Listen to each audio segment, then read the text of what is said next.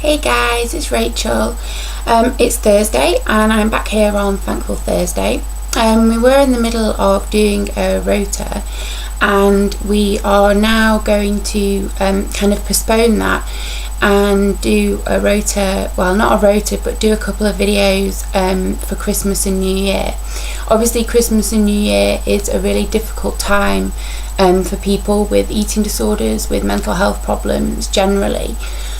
I guess I will talk more generally, not necessarily specific about eating disorders, and I thought I could talk about eating disorders but also the accompanying things like anxiety, social anxiety. I also thought that after that maybe some strategies to cope that if you are actually in a place of recovery, strategies to cope if you're in a place of recovery where the people around you are aware of your eating disorder, and then what potential advice I could give you if people don't know of your eating disorder or don't know about your mental health problems.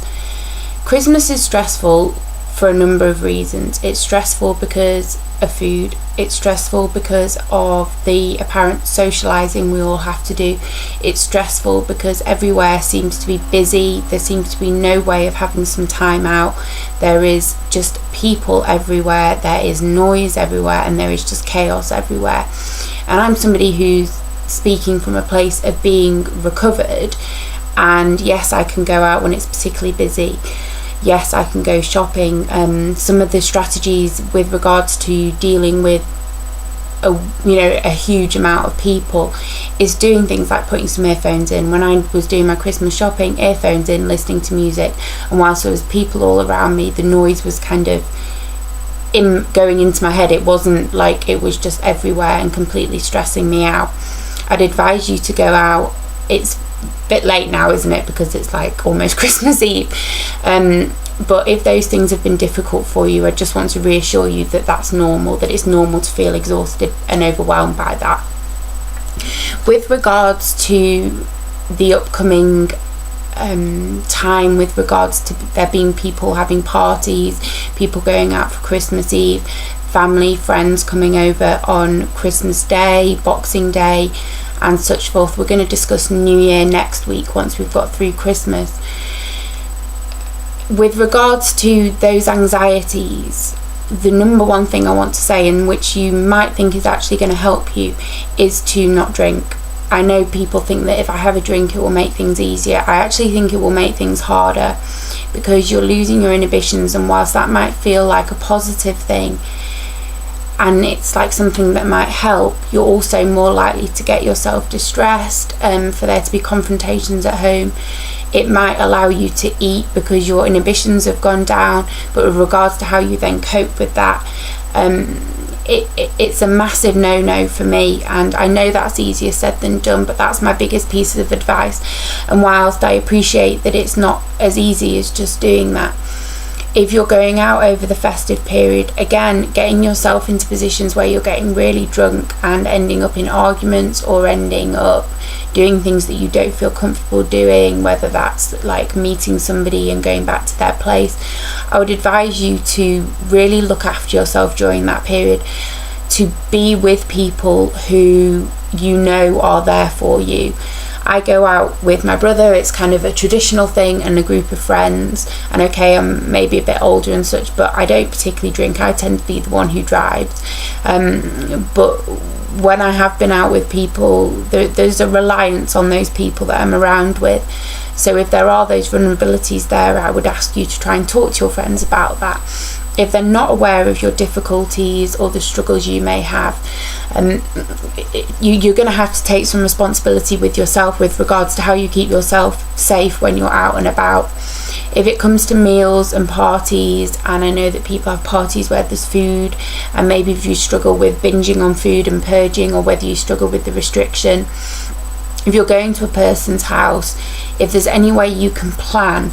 So my mum was aware in my recovery, obviously, that I had an eating disorder, so I would plan what I would have with her over that Christmas period, because we would have family here, we would have meals, we would have social drinking and such, and I was very careful with how I drank. There were Christmases where I would get drunk in the hope that it would help me, and then I'd wake up the next day and feel even worse about myself. I understand that if you're somebody who heavily restricts, that the thought of a meal can be incredibly overwhelming, that even if you do binge and purge, that actually sitting down for a meal is still incredibly difficult. So I'd ask you to try and plan that with you, and surprisingly enough, talking to the people who love you is something that is easier for them as well, because they feel blessed almost that you've felt comfortable enough talking to them.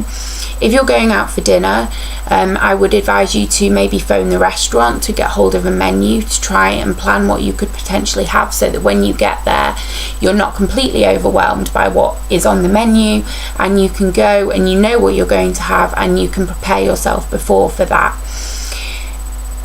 If you feel that need to cancel, I think if you don't feel comfortable with the situation, whether it's who you're going to be with, where you're going to be with, please don't feel bad for that. And I'm not saying I want you to sit at home on your own, but if you feel too overwhelmed by a situation, do not go out there, get yourself really, really drunk, eat the food you need to eat, because it will end up in you maybe coming back, feeling overwhelmed, self-harming, doing all those things. And that is all can be triggered by food, by drinking. And I'm not saying I don't want you to eat, I'm saying that if the situation feels too much, you're allowed to take yourself out of that. So that social side apart, people coming over, the next one is really to do with Christmas Day and dealing with Christmas Day, Boxing Day.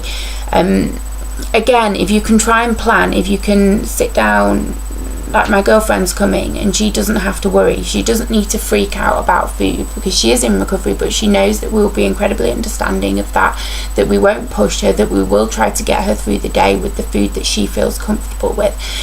And I think that that's a massive thing. And if you are fortunate enough to have people around you who are aware of your difficulties, is to confide in them, is to talk to them, is to manage that. If they aren't aware, or they are aware but aren't willing to help you, you need to be realistic about what you have, and do not go and have a load of drinks before Christmas dinner so that you can deal with Christmas dinner, because ultimately after the alcohol you will drop. You'll wake up either the next day feeling like crap, or later that day, because alcohol is a depressant, so you might feel, oh yeah, brilliant, I've been able to eat Christmas dinner, and then absolutely have a complete meltdown. And what I want you to gain from this video is that it doesn't have to end in disaster. Whether you're ill in the early days of recovery, in recovery, it doesn't have to be a complete disaster. It can be a day which you actually enjoy. Now, on my blog and on my Facebook, I put videos up from the last couple of Christmases. I can link those underneath here, which is basically just putting out the same message. I want you to enjoy your time. I want you to not feel just like you don't want Christmas to exist. I do not want you sat at home on your own over Christmas because it feels too overwhelming. You deserve to be with people, even if it's just for a couple of hours. I know friends who have planned to go to their parents' house, and their day is, here's an example, they will get up, they maybe live alone, live with friends, whose friends who are now gone away, take the dog for a walk, do something that feels manageable, go over to the family at say 1 o'clock, have dinner, but only stay there for a couple of hours, and then come home and do your own thing. And that's okay. Even though I don't feel overwhelmed with Christmas this year at all, I don't feel overwhelmed by the food, by the socialising, I probably will still have time where I'll probably come upstairs, just sit in my room, reflect, maybe listen to one of the CDs somebody buys me, watch DVD.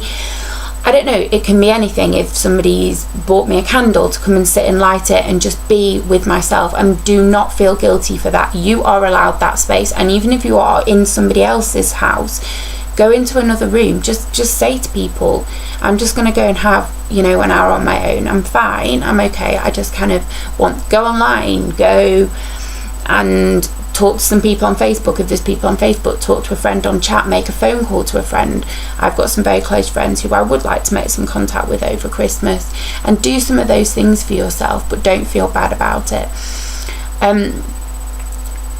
With regards to kind of being alone, if that's how you feel safe, that's how you feel safe. But I would encourage you to do something for yourself, and that doesn't necessarily have to be going around to somebody's for Christmas dinner.